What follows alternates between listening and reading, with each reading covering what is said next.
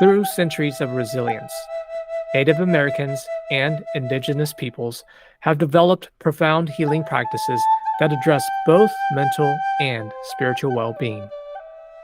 Psychologists have much to learn and can draw invaluable lessons from Indigenous cultures by cultivating deeper connections and honoring their approaches to healing. When was the last time we asked, how does one conceptualize healing? One method that embodies a culturally responsive care is the Sweetgrass Method. And what is it? And how might we embrace its methodology when working with Native American and Indigenous communities? Additionally, how can we be intentional in creating a graduate-level educational environment that prioritizes the cultural needs of students? For Native American students pursuing mental health studies, seeking community support is a vital step in their academic journey. So, what is a potential organization to get connected with? Welcome to People of Color in Psychology, the show that explores mental health topics specific to culture, diversity, and communities of color. I am your host, Jack Tsen. As part of our Native American Heritage Month, today we have Dr. Mark Standing Eagle Baez. He is a descendant of the Mohawk and Pawnee people and a member of the Tapilan Cultivating Mission Indian. Dr. Baez is trained as a general psychologist focusing on mental health behaviors and psychological functions. He holds a master's as a school psychologist and a second master's in counseling. Clinically trained, Dr. Baez works as a school psychologist, licensed chemical dependency counselor, and is a certified cognitive behavioral therapist. Given his experience in culturally informed methodologies, Dr. Baez weaves Western and Indigenous approaches with marginalized populations across Indigenous country.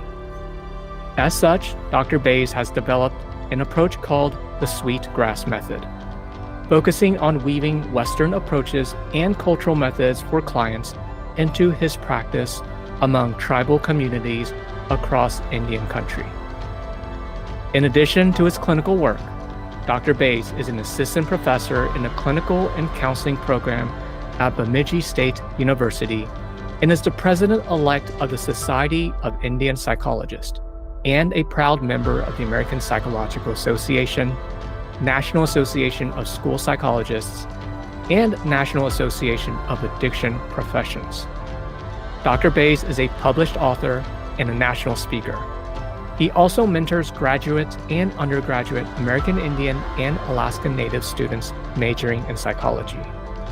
Today, Dr. Baez will be discussing culturally responsive care and mental health equity with Indigenous communities and share with us some of the amazing things that the Society of Indian Psychologists is involved with. Dr. Baez, thank you so much for speaking with me today. Nawin and Nalat Sam for having me here today. Thank you. Can you walk us through your journey and share with us any memorable events and circumstances that influenced how you got into this work? Absolutely. And what a wonderful question. It has been a journey that hasn't always been filled with clarity and appreciation. The journey for me wasn't always clear.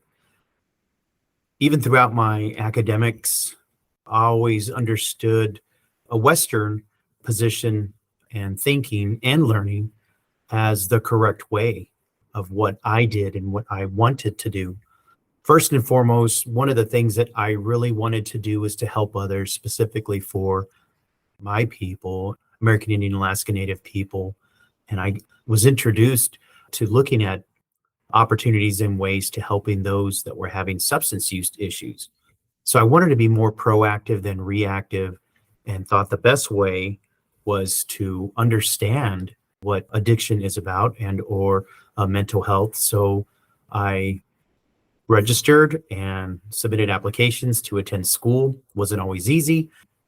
but it was something that I knew I wanted to do, to learn, so I can be a driving force in positive change for our people. But this was done through stories that were handed down, actually, and what our obligations were as Indigenous people, that we had an obligation to make a difference in positive change. And that started with my own family. And I was raised in the city, my dad being Native American, my mom Indigenous and Mexican and French. And I grew up with 5 siblings, and we all lived off the res. But we knew that the values at home were placed on the importance of family and helping others. And the importance of always helping our people was something that was planted at a very young age. My dad served in the Navy, and the sense of pride was enormous, with our family. But there was some shared experiences that were difficult to swallow. And I'm speaking of discrimination and racism and trauma. So I'm trying to understand where I fit in making this positive change, in seeing what my parents had to go through. But those stories of empowerment impacted me.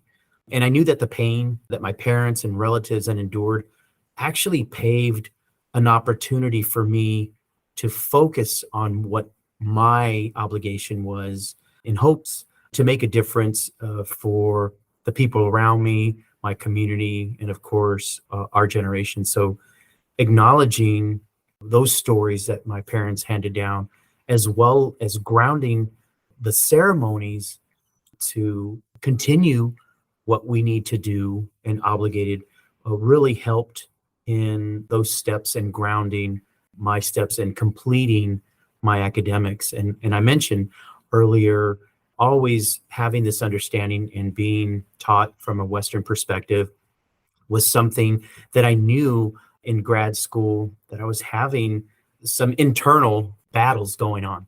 This is what I'm told. This is the best way. It needs to be evidence-based.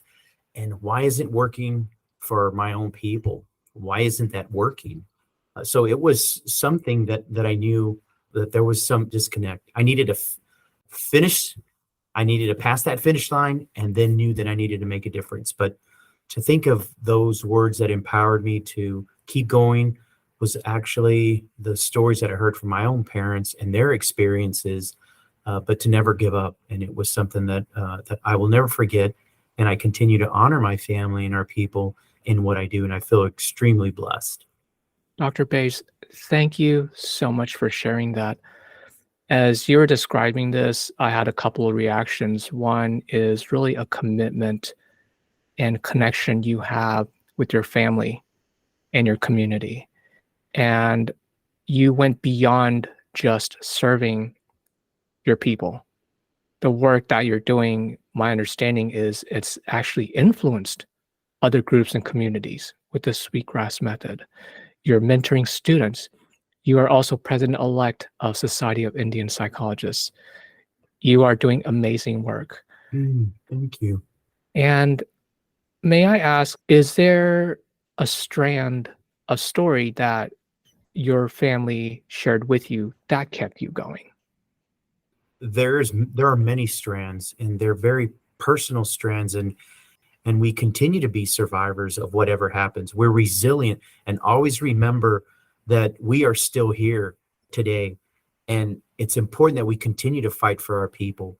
And just those words, it's never faded. It hasn't been easy going through programs where you didn't have that support as an Indigenous student. But I knew I had to cross that finish line, because this wasn't anything compared to what my grandparents went through. This was school, but in the stories and time that hearing that they were running from their life, they were fearing for their life. And the stressors that I had was, I don't think I'm getting support from my professor. It was totally different. Mm-hmm. So that motivation, that level of survival, but also the level of honoring, yes, is something that I knew I had an obligation to honor my family, my parents, my people, now my family, my children. So I'm resilient, and I continue to fight the good fight, like my dad says, and continue to be there like that. And there's some other deep stories of discrimination that through those stories, I am a fighter and I am still here. I'm resilient, and it is important to honor. Absolutely. Yeah.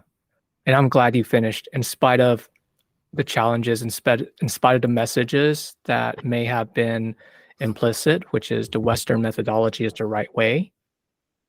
And then being able to challenge that assumption, finish your degree, and now create something wonderful. And so with our podcast, one of our main goal for have you on board is obviously celebrating Native American Heritage Month and really honoring psychologists like yourself who are making a contribution to this field. And when you talk about culturally responsive mental health care, how would you define that? Well, what comes up for you that you think we as psychologists should know? That's a really, really good question. And I'm not sure when the last time I did hear that of what do we need to know. And I keep thinking about cultural humility. Yes, we have a degree on our wall indicating that we took some tests. Hey, we passed. We wrote some papers. We passed. But personality wise, it doesn't tell us how we're going to disseminate those services to the population that we're serving. When I hear culturally responsive approaches or methodologies, it's not the same as cultural sensitivity or cultural awareness. It's what we know, what we are aware, and how sensitive of the information that we're gathering. But how are we going to respond to that?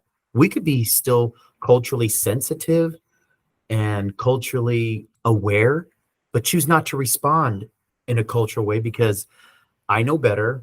You don't. I'm a doctor. You're not. I've learned this methodology this way. And I'll just say in a Western perspective approach is the way, and this is how I'm going to choose to disseminate my practice for my clients. And if it's not working, we may think it's the client. Again, I'm licensed. I have my PhD. I think I know better. If it's not working, it has to be them.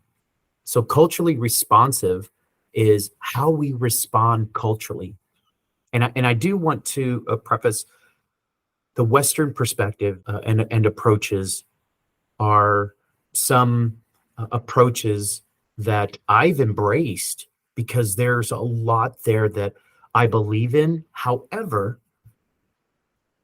I am tailoring what I know that has been working, that is evidence-based, and tailoring it for my people and how it would work for my people. So I would approach that particular situation in a way where I would incorporate culturally responsive understandings and cultural humility with maybe some of Western theory and tailor it so that it works for my people. So that responsive approach is how we respond in knowing our limits, what we understand culturally of the client that we are working with, and how do we respond effectively so that cultural responsive is not just saying, okay, I don't want to offend their tribe, but I'm still going to use my same Western-based approaches. So it really tends to look at the importance of embracing the culture of the client that we may be working with and understanding our own limitations of what we don't know. And it's okay to say that I want to know as much as I can so I can help you help yourself, versus it's just one way, which is the normal approach of some clinicians indicating that this is what is going to be done, how it's going to be done, and do not take the cultural responsive approach at all. And we see that it's not effective. So you're also adjusting the Western view and interventions, understanding our limitations and that our clients may not come from that cultural viewpoint or that cultural stance, especially if we're working with clients who have been marginalized or clients of color. So do you want to talk about your Sweetgrass Method? Sure. Yes, and I did want to add into when just some more information, just for clarity, when considering, culturally appropriate, culturally responsive mental health care, that it is vital to understand cultural views and traditions and practices related to healing and wellness, which far predate contact with Europeans directly from and or for tribal community members. So there's so many different tribes. It's not just one tribe. So American and Indian, Alaska Native beliefs and practices vary by tribe and may include prayer, ceremony, storytelling as a method of passing on traditions and so forth. But even looking at interactions with a traditional healer, daily practices to sustain balance and wellness, it's important to know that there are differences. There's almost 600 recognized tribes and those that are not recognized. And it's important to know that we do not do all the same things and we are not all alike. So it's important just to have that bit of information. So I just wanted to clarify. Yeah, thanks for that comprehensive response because it does make me think we do need to the importance of us taking a step back and creating the space to learn about the client's cultural experience and more importantly, ask about the healing practices. Because we're in the field of psychology and we're trying to deliver clinical interventions in hopes to make people feel better. And then, so how do we heal? And everyone has their method of healing. And, I can't help but have the reaction of when you're sharing your views. Western psychotherapy is a very singular focused lens of healing. And we potentially miss sight on all the facets, all the different ways of how healing occurs. So thanks for sharing that. Yes. I did want to, and it just made me think of the question earlier in looking at applying Western approaches and incorporating indigenous methodologies for the client. And it was for that reason that the struggles and the frustrations that I was experiencing working with my own clients is where the Sweetgrass Method came to be. And it was just that. And I knew that I was not the only one, that there were many indigenous practitioners that were utilizing Western approaches and incorporating traditional methodologies for the clients to make sure that the services that were being rendered were effective. And the sweetgrass itself is grass that's collected and braided and used for prayers, for cleansing. So we use this herb, the sweetgrass, as a cleansing. So when I was thinking how I could develop something for our people, by our people, I wanted to use something that we use to cleanse ourselves when we approach others as sacred. So first and foremost, when we are applying this particular methodology as a sweetgrass, that we are approaching our clients as sacred.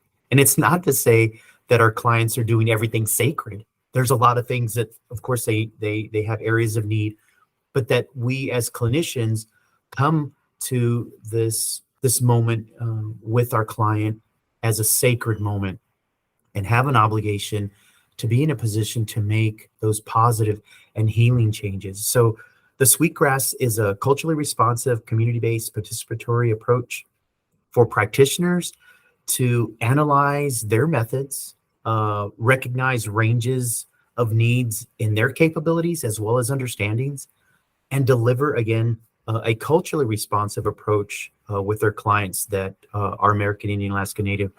And the braid with the Sweetgrass Method, when divided or unbraided, the strands have a representation and a particular approach. So the first strand in the braid is an introspection strand. And just keep in mind, in every strand, there are many strands. So it's not just one way. As I mentioned, that there's not just one tribe. There's so many different personalities.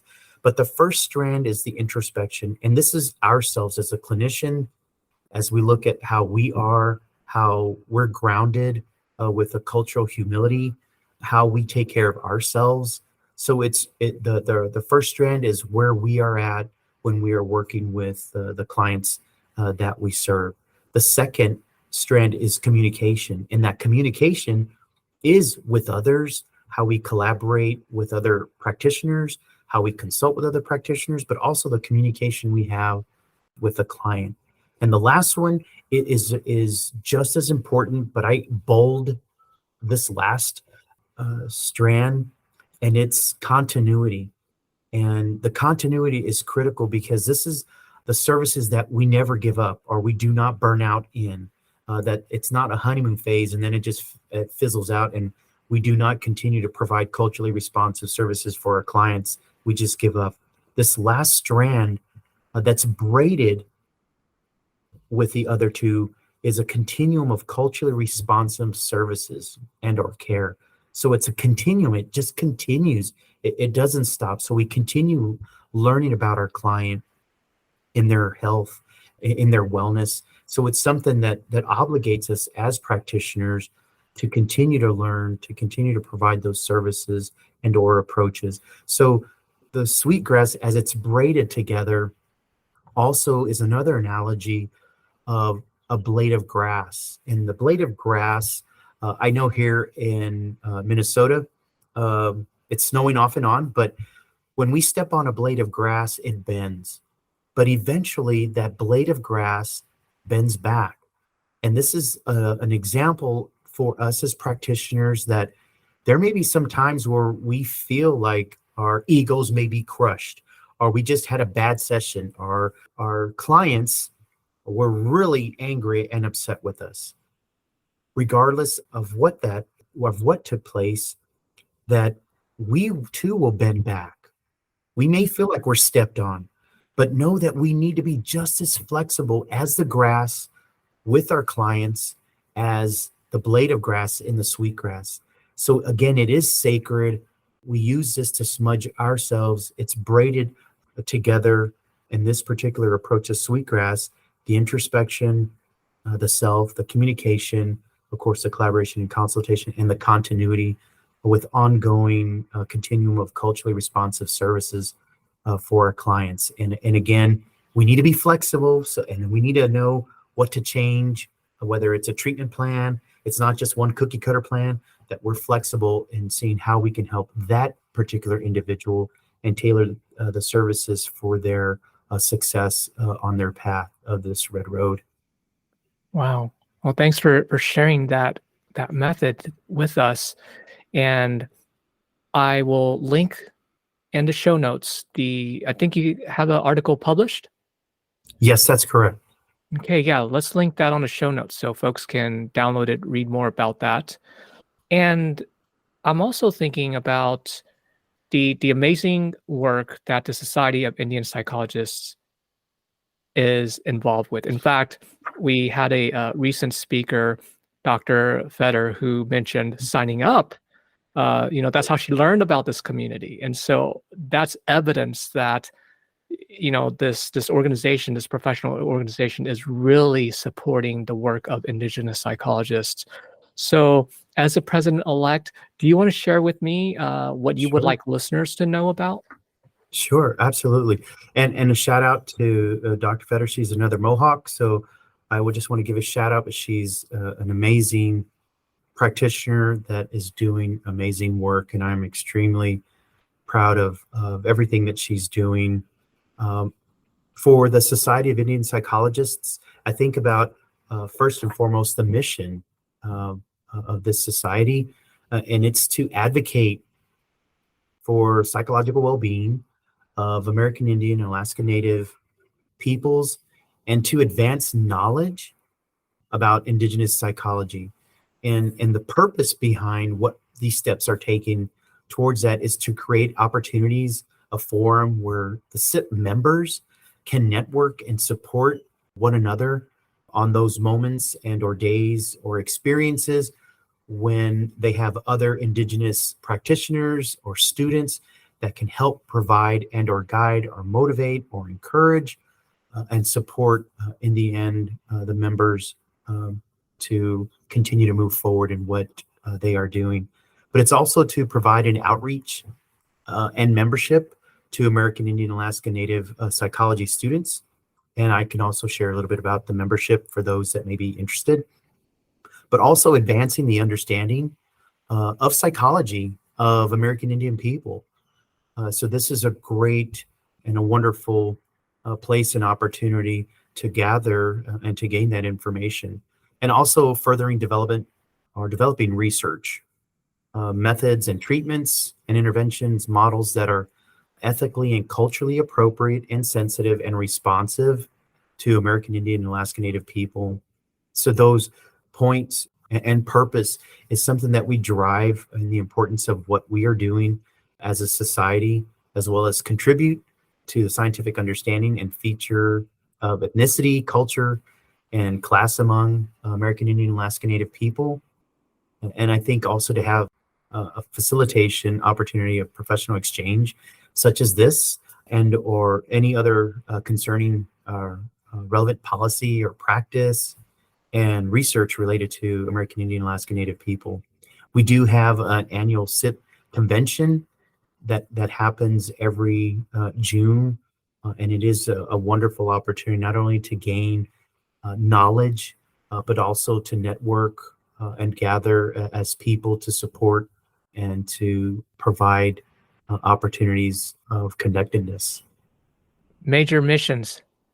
Y'all y'all undertaken. Yes. Wow.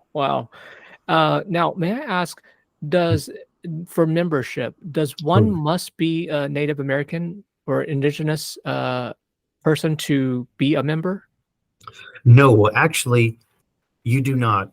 Regular membership is really inexpensive. I think it's $50, which are the annual dues, and they're for any professional working in the area related to Native American Indian psychology.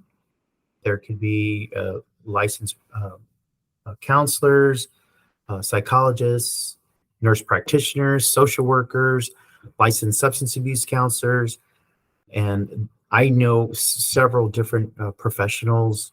So it's not just Native psychology individuals or doctors that are psychologists in there, but yes. And then we also have annual dues for our elders, and it's $35. And then we have for student membership is $10 a year.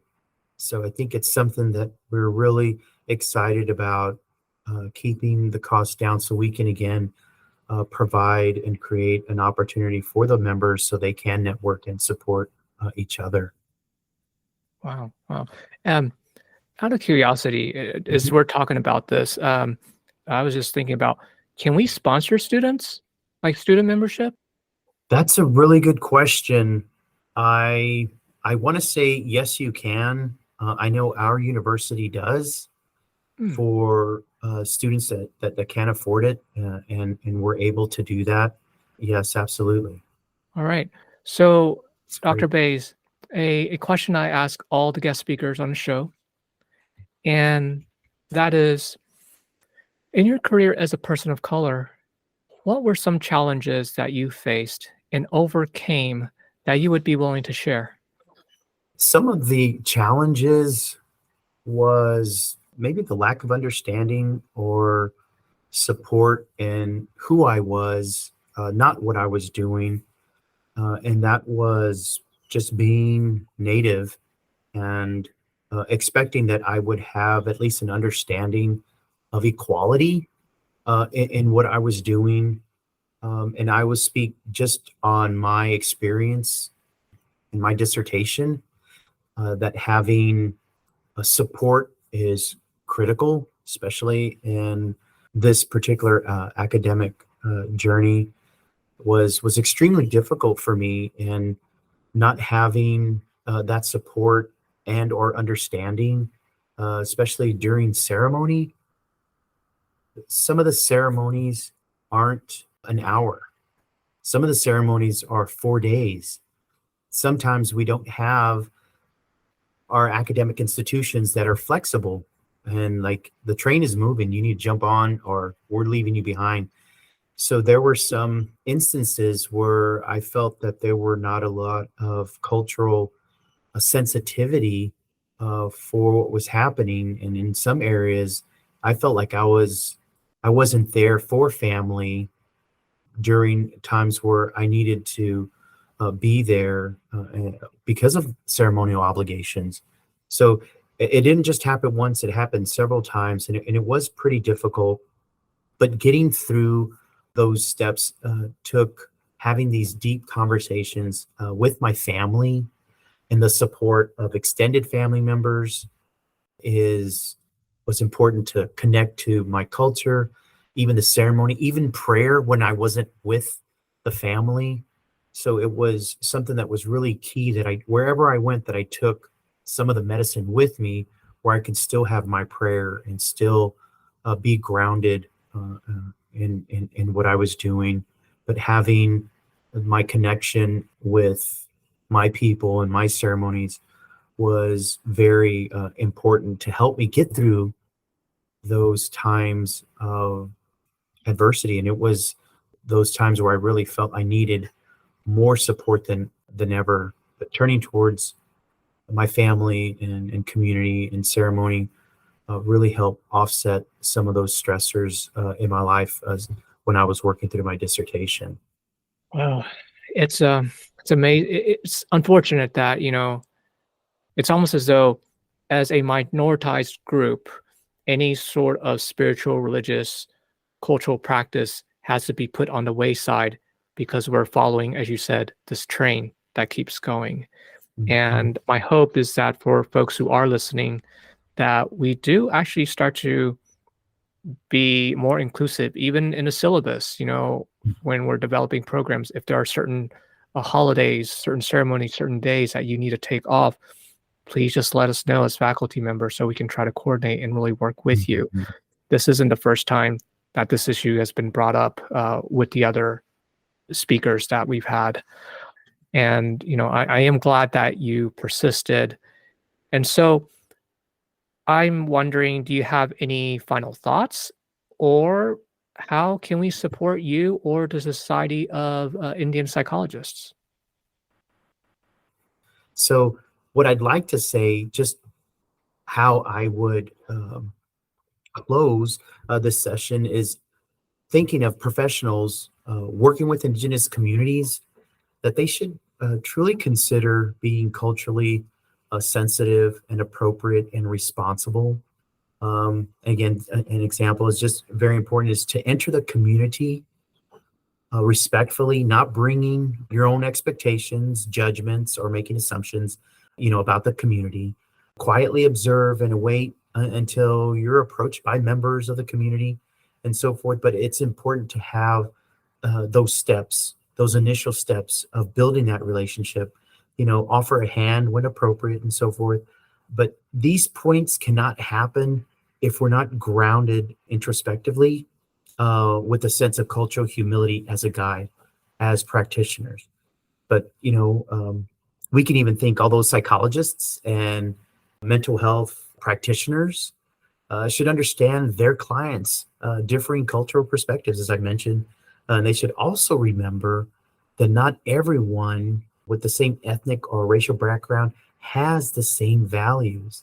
So, in other words, practitioners should avoid cultural stereotypes, oversimplified beliefs, and and really try to define a culture or as a group of people as who they are, and ask how we should address you. It's not just are you Indian? Are you Native? It's usually by our people, Tapilam, the people of the earth, Quawiteka Nation, the people of the earth, the Mission Indians in Texas. That's who we identified as when people ask, and it's appropriate to ask. And sometimes I'll say, yes, I'm Native, I'm American Indian, but it's important to have those understandings and perspectives when working with Indigenous communities. All right. All right. Well, thank you so much for your insight, your contributions, and being on the podcast speaking with us today. So, any final thoughts? Anything that, is there anything we can do to support you, Society of Indian Psychologists?